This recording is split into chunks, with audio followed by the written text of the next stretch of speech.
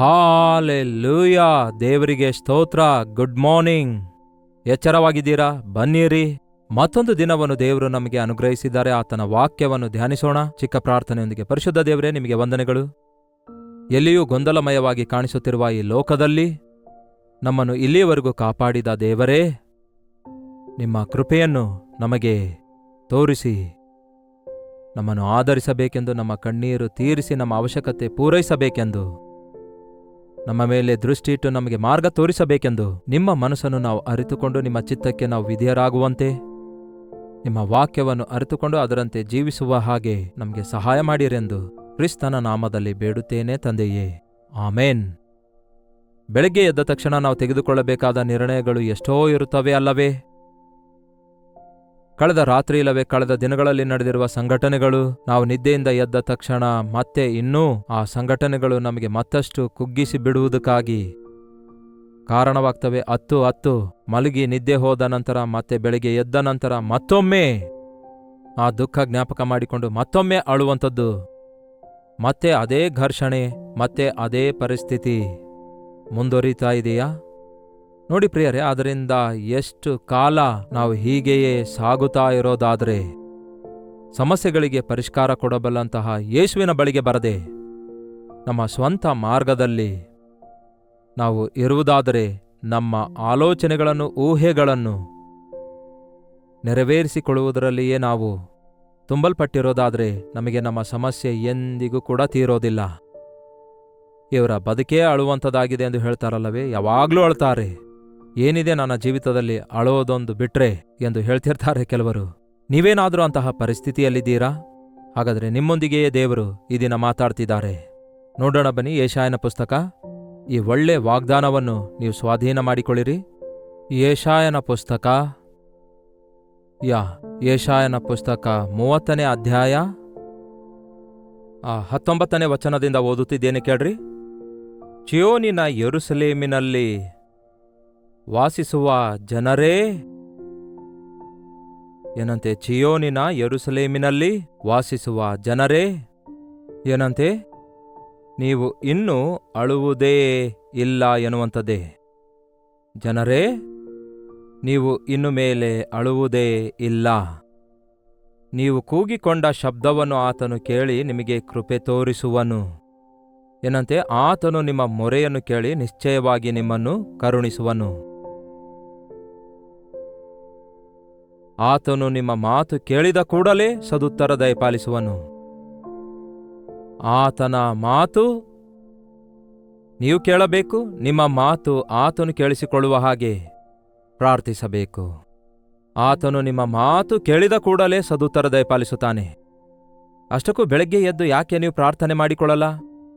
ಬೆಳಗ್ಗೆ ಎದ್ದ ತಕ್ಷಣ ದೇವರಿದ್ದಾರೆ ಎಂದು, ಈ ದಿನ ನಮ್ಮ ಜೀವಿತದಲ್ಲಿ ಆತನ ಸಹಾಯ ಬೇಕಾಗಿದೆ ಎಂದು ಆತನಿಗೆ ಹೇಳಿಕೊಳ್ಳೋದಿಲ್ವೋ?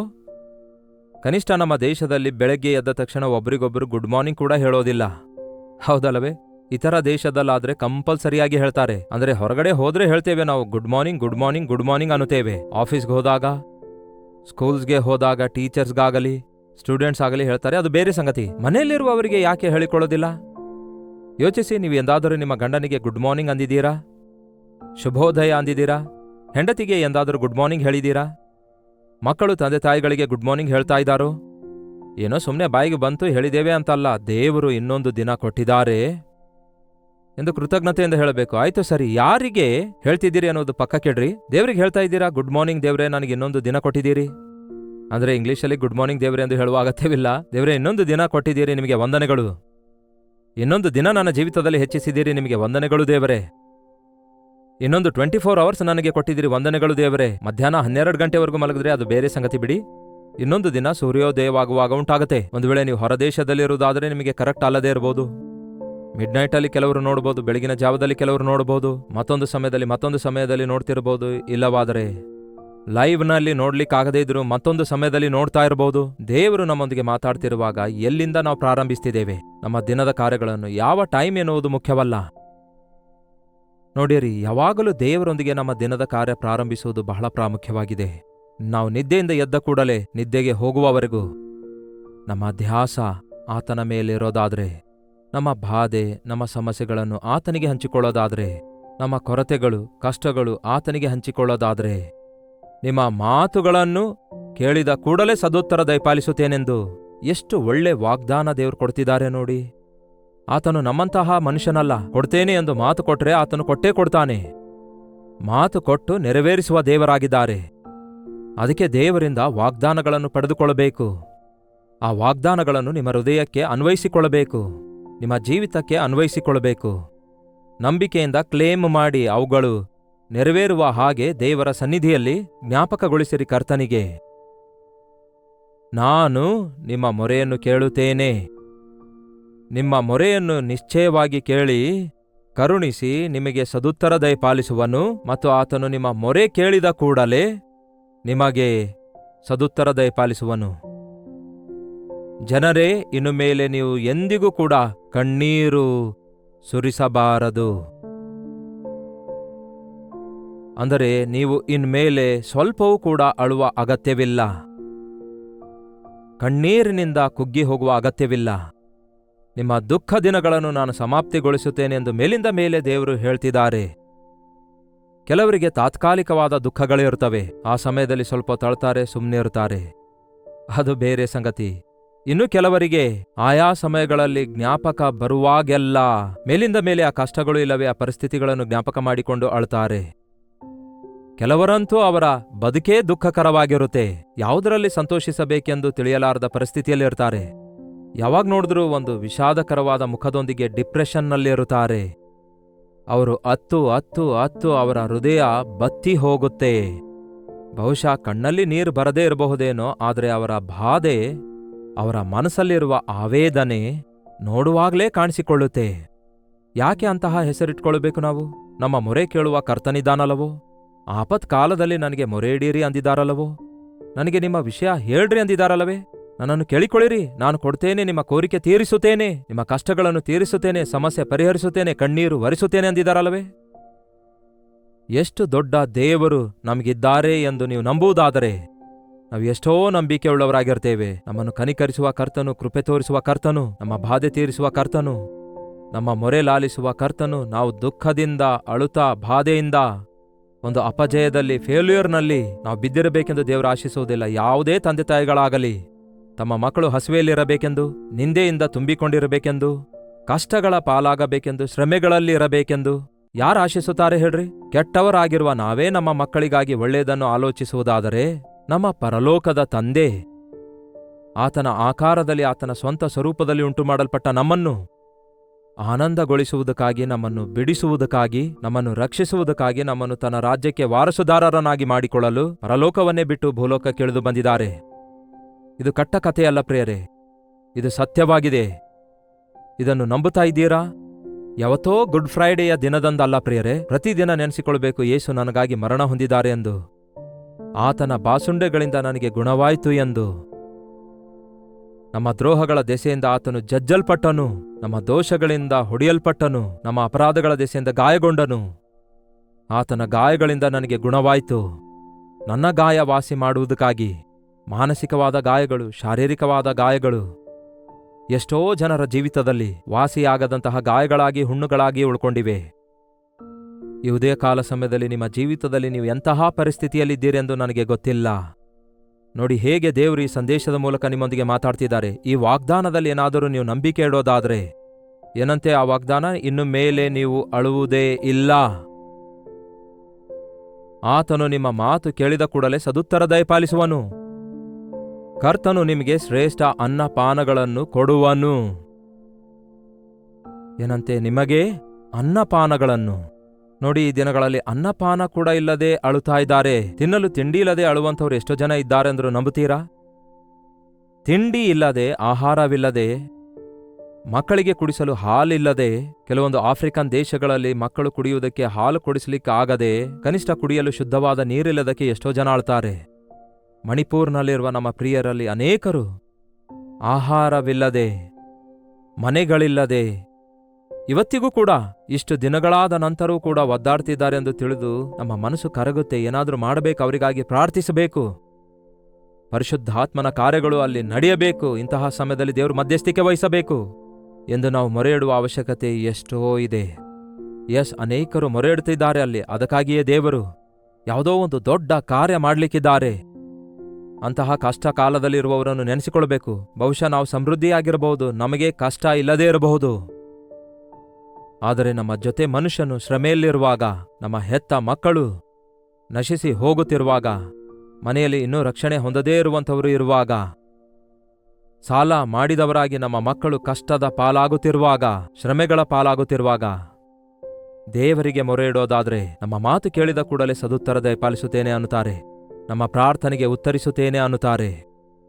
ನಿಮಗೆ ಶ್ರೇಷ್ಠ ಅನ್ನಪಾನಗಳನ್ನು ಕೊಡುವೆನು, ಆಹಾರಕ್ಕಾಗಿ ನೀವು ಅಳುವ ಅಗತ್ಯವಿಲ್ಲ, ನಿಮಗೆ ಅನ್ನಪಾನ ಕೊಡುತ್ತೇನೆ ಅನ್ನುತ್ತಾರೆ. ಇನ್ನು ಮೇಲೆ ನಿಮ್ಮ ಬೋಧಕರು ಅಡಗಿಕೊಂಡಿರೋದಿಲ್ಲ.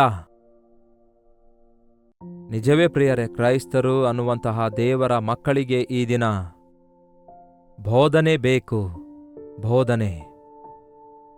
ಒಮ್ಮೆ ಬಿದ್ದು ಹೋದ ನಂತರ ತಿರುಗಿ ಎದ್ದೇಳುವಂಥದ್ದು ಅನ್ನುವುದಕ್ಕಿಂತ ಬಿದ್ದು ಹೋಗಲಾರದಂತೆ ಹೇಗೆ ಬದುಕಬೇಕೆಂದು ಯಾರು ತಿಳಿದುಕೊಳ್ಳುವುದಕ್ಕೆ ಇಷ್ಟಪಡುವುದಿಲ್ಲ ಹೇಳ್ರಿ?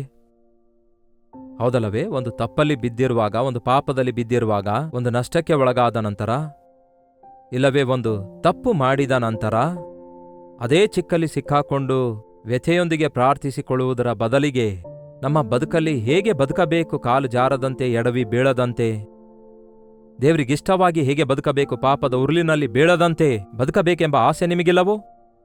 ಇರೋದಾದರೆ ಅದಕ್ಕಾಗಿಯೇ ಬೋಧನೆ ಕೇಳಬೇಕು. ಕ್ರೈಸ್ತಿಯ ಬೋಧನೆ ಖಚಿತವಾದ ಬೋಧನೆಯಾಗಿದೆ. ನಮಗೆ ಮಾರ್ಗದರ್ಶನವಾಗಿರುವ ಬೋಧನೆಯಾಗಿದೆ. ನಾವು ನಡೆಯಬೇಕಾದಂತಹ ವಿಷಯಗಳನ್ನು ತಿಳಿದುಕೊಳ್ಳುವ, ನಮ್ಮ ಸಮಸ್ಯೆಗಳಿಗೆ ಪರಿಷ್ಕಾರ ಕೊಡಬಲ್ಲಂತಹ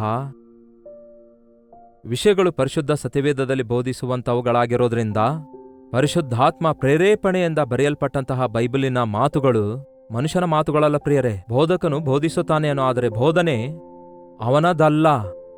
ಯೇಸು ಸ್ವತಃ ಹೇಳಿದ್ದಾರೆ, ನನ್ನ ಬೋಧನೆ ನನ್ನದಲ್ಲ, ನನ್ನನ್ನು ಕಳಿಸಿಕೊಟ್ಟಾತನದಾಗಿದೆ. ನಾನು ಮನುಷ್ಯನಾಗಿ ಏನೋ ಹೇಳುವುದಕ್ಕಾಗಿ ಬಂದಿಲ್ಲ, ಪರಲೋಕದ ಸಂಗತಿಗಳನ್ನೇ ಹೇಳಲು ಬಂದಿದ್ದೇನೆ, ಪರಲೋಕದಲ್ಲಿರುವ ದೇವರ ಹೃದಯ ನಿಮಗೆ ತಿಳಿಯಪಡಿಸಲು ಬಂದಿದ್ದೇನೆ ಅನ್ನುತ್ತಾರೆ. ದೇವರ ಮನಸ್ಸನ್ನು ನೀವು ಅರಿತುಕೊಳ್ಳುವಂಥವರಾಗಿದ್ದೀರಾ? ದೇವರು ಏನನ್ನು ಕೋರುತ್ತಿದ್ದಾರೆ ಮಾನವನಿಂದ, ಎಂತಹ ಪರಿಸ್ಥಿತಿಯಲ್ಲಿ ಏನ್ ಮಾಡಬೇಕನ್ನುತ್ತಿದ್ದಾರೆ ಎನ್ನುವಂಥದ್ದು ನಮಗಿರುವಂತಹ ನೂರಾರು ಪ್ರಶ್ನೆಗಳಿಗೆ ಅಥವಾ ಸಾವಿರಾರು ಪ್ರಶ್ನೆಗಳಿಗೆ, ನಮ್ಮ ಜೀವಿತದಲ್ಲಿ ಎದುರಿಸುವ ಸಮಸ್ಯೆಗಳಿಗೆ ಯೇಸು ಕ್ರಿಸ್ತನ ಮಾತುಗಳನ್ನು ಕೇಳುವುದರಿಂದ ನಮಗೆ ಬೋಧನೆ ಉಂಟಾಗುತ್ತೆ. ಬೋಧಿಸುವುದು ಅಂದ್ರೆ ಸುಮ್ಮನೆ ಲೆಕ್ಚರ್ ಕೊಡುವುದಲ್ಲ. ಬೋಧಿಸುವುದು ಅಂದ್ರೆ ಅರ್ಥ ಆಗುವ ಹಾಗೆ ಹೇಳುವಂಥದ್ದು, ಕಲಿತುಕೊಳ್ಳುವವರೆಗೂ ಹೇಳುವಂಥದ್ದಾಗಿದೆ. ಅಷ್ಟೇ ಅಲ್ಲವೇ?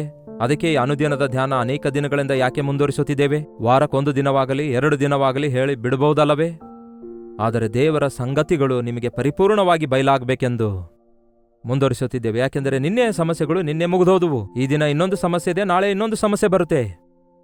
ಈ ಲೋಕದಲ್ಲಿ ಬದುಕು ಈ ದಿನ ಹೇಗಿದೆ ನೋಡಿ. ಹೊಸ ಹೊಸ ರೋಗಗಳು ಬರ್ತಿವೆ, ಹೊಸ ಹೊಸ ಸಮಸ್ಯೆಗಳು ಬರ್ತಿವೆ, ಹೊಸ ಹೊಸ ಪರಿಸ್ಥಿತಿಗಳು ಎದುರಾಗುವುದನ್ನು ನೋಡ್ತಿದ್ದೇವೆ. ಹಿಂದೆ ಎಂದೂ ಕಂಡರಿಯದ ಸಂಗತಿಗಳನ್ನು ಈ ದಿನ ಕಾಣ್ತಿದ್ದೇವೆ.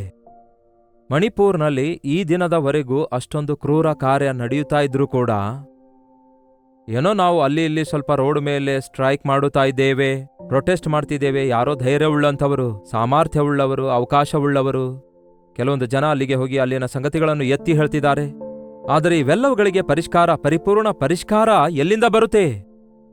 ರಾಜಕೀಯ ನಾಯಕರು ಒಂದು ಮಾತು ಹೇಳಿದ್ರೆ ಬದಲಾಗುತ್ತೋ ಅಥವಾ ಒಂದು ಆರ್ಡರ್ ಹೊರಡಿಸಿದ್ರೆ ಬರುತ್ತೋ? ದೇವರು ಮಾತ್ರವೇ ಮಧ್ಯಸ್ಥಿಕೆ ವಹಿಸಬೇಕು.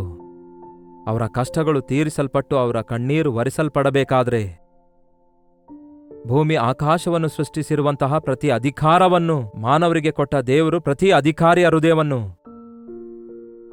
ಹತೋಟೆಗೆ ತರಬೇಕು. ದೇವರ ವಾಕ್ಯ ಹೇಳುತ್ತದೆ, ರಾಜನ ಹೃದಯವು ನೀರಿನ ಕಾಲುವೆಯಂತಿದೆ. ದೇವರು ತನ್ನ ಇಷ್ಟ ಬಂದಂತೆ ಅದನ್ನು ಚಲಿಸುವಂತೆ ಮಾಡ್ತಾರೆ. ಈಗ ಈ ಕಡೆ ಹೋಗುವ ನೀರಿಗೆ ಮುಂದೆ ಹೋಗುವ ಕಾಲುವೆ ಮುಚ್ಚಿದ್ರೆ ಅದು ಮತ್ತೆ ಬೇರೆ ಕಡೆ ಹೋಗುತ್ತೆ. ದೇವರು ಹೀಗೆ ಕಾಲುವೆಗಳನ್ನು ಬದಲಾಯಿಸಿದಂತೆ ಮನುಷ್ಯರ ಯೋಚನೆಗಳನ್ನು, ಅಧಿಕಾರಿಗಳ ಯೋಚನೆಗಳನ್ನು ಅವರು ಮಾಡಬೇಕೆಂದಿರುವುದನ್ನಲ್ಲದೆ ದೇವರು ತಾನು ಮಾಡಬೇಕೆಂದಿರುವ ರೀತಿಯಲ್ಲಿ ಅವರ ಯೋಚನೆಗಳನ್ನು ಮಾರ್ಪಡಿಸಬೇಕು. ಅದು ದೇವರಿಂದ ಮಾತ್ರ ಸಾಧ್ಯ, ದೇವರ ಮುಖಾಂತರ ಮಾತ್ರ ಸಾಧ್ಯ. ಪ್ರತಿ ಅಧಿಕಾರ ಮೇಲಿನಿಂದಿಳಿದು ಬಂದಿದೆ.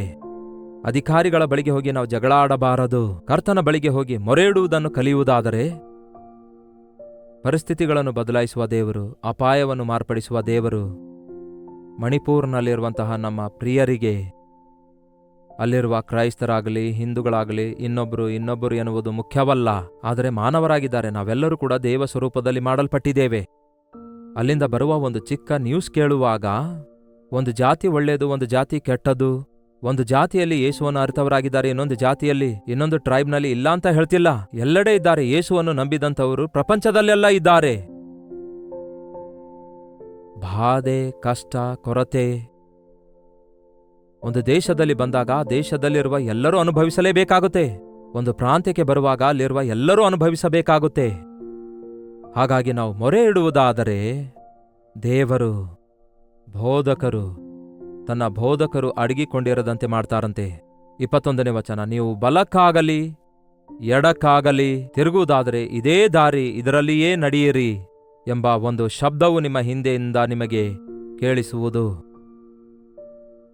ಯಾವುದೇ ಡಿಸಿಷನ್ ತೆಗೆದುಕೊಳ್ಳಬೇಕಾದಾಗ ನೀವು ನಡೆಯುತ್ತಿರುವಾಗ ಬಲಕ್ಕಾಗಲಿ ಎಡಕ್ಕಾಗಲಿ ನೀವು ತಿರುಗುವಾಗೆಲ್ಲ, ಹೌದಲ್ಲವೇ, ಈ ಕಡೆಗೋ ಆ ಕಡೆಗೋ, ಅಲ್ಲಿಗೆ ಹೋಗ್ಬೇಕೋ ಇಲ್ಲಿಗೆ ಹೋಗ್ಬೇಕೋ, ಈ ಕಡೆ ನೋಡ್ಬೇಕೋ ಅನ್ನುತ್ತಿರುವಾಗ ಕರ್ತನ ಸ್ವರ ಹಿಂದೆಯಿಂದ, ಇದೇ ದಾರಿ, ಇದರಲ್ಲಿ ನಡೆಯಿರಿ, it is the right path. Yes, ಇಂತಹ ಪರಿಸ್ಥಿತಿಯಲ್ಲಿ ನಾವು ಸರಿಯಾದದನ್ನು ಮಾಡಬೇಕು. ಒಂದು ತಪ್ಪನ್ನು ತಿದ್ದುವುದಕ್ಕಾಗಿ ಮತ್ತೊಂದು ತಪ್ಪು ಮಾಡುವ ಅಗತ್ಯವಿಲ್ಲ ಪ್ರಿಯರೇ. ತಪ್ಪನ್ನು ತಪ್ಪಿನಿಂದ ಎದುರಿಸುವುದರಿಂದ ಪ್ರಯೋಜನವಿಲ್ಲ. ವಾಕ್ಯ ಹೇಳ್ತದೆ, ಕೆಟ್ಟತನಕ್ಕೆ ಸೋತು ಹೋಗದೆ ಒಳ್ಳೆತನದಿಂದ ಕೆಟ್ಟತನ ಜಯಿಸಿರಿ ಎಂದು ದೇವರು ಹೇಳಿದ್ದಾರೆ.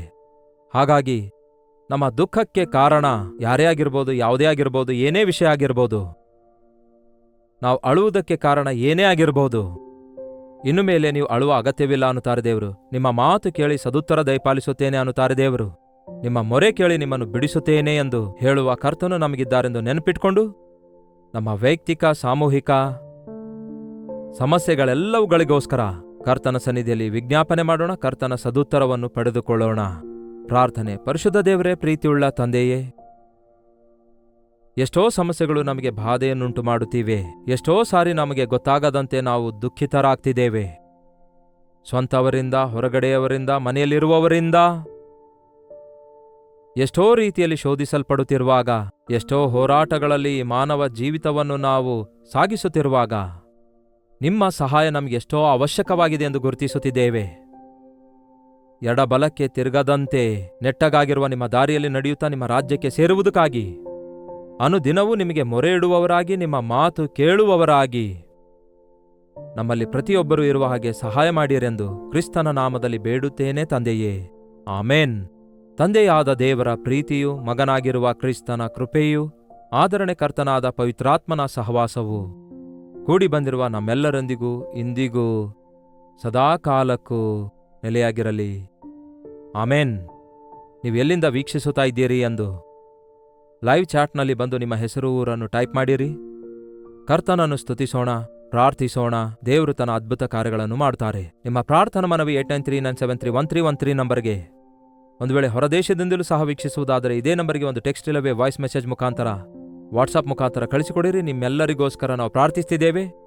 ಅಷ್ಟು ಮಾತ್ರವಲ್ಲದೆ ನಿಮ್ಮ ಸ್ಥಳಗಳಲ್ಲಿಯೂ ಕೂಡ ಗೆಟ್ ಟುಗೆದರ್ ಇಡಬೇಕೆಂದು ಪ್ರಾರ್ಥಿಸ್ತಿದ್ದೇವೆ.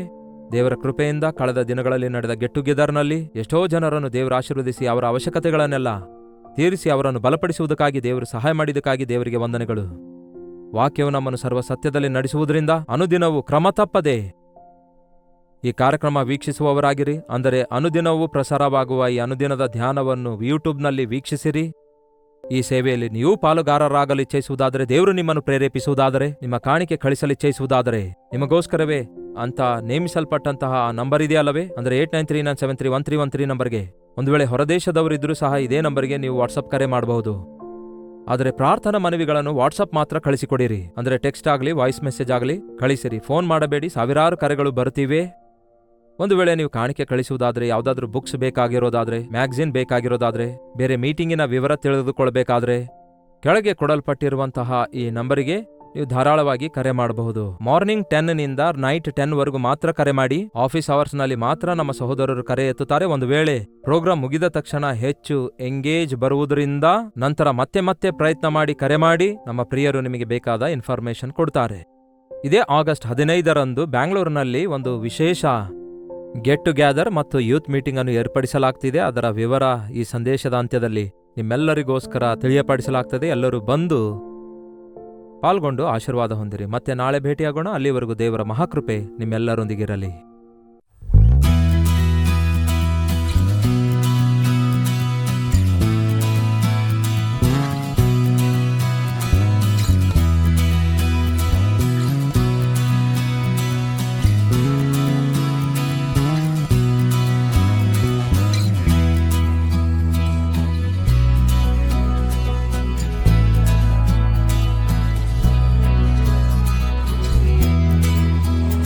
ಹಾಲೆಲೂಯಾ!